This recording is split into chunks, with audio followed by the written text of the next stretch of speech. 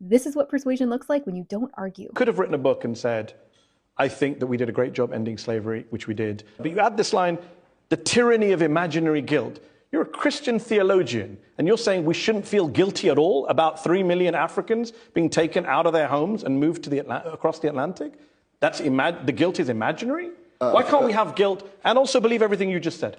First of all, we can only feel guilt for something we did. We did. We did take 3 million people out of Africa. You and I didn't. No, you and I didn't. I can lament what some of our ancestors did. I can't feel guilty for it. So that means you take... So hold on. So you're telling me with a straight face you don't take pride in Britain, in us defeating the Nazis in World War II? You've never taken pride in that?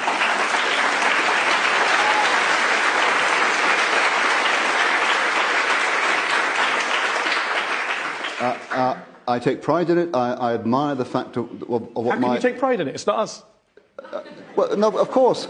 I can't claim the credit for having done that because I didn't. My parents did. I didn't. We as British people take pride. Only indirectly. So why can't we take guilt indirectly? In terms of guilt, because you cannot be guilty for something you didn't do. You can be responsible for the effects. You can't be guilty for it. But you can take pride in something you didn't do. But you could take pride in something you didn't do. Metaphorically. So I prefer to use the word admiration now.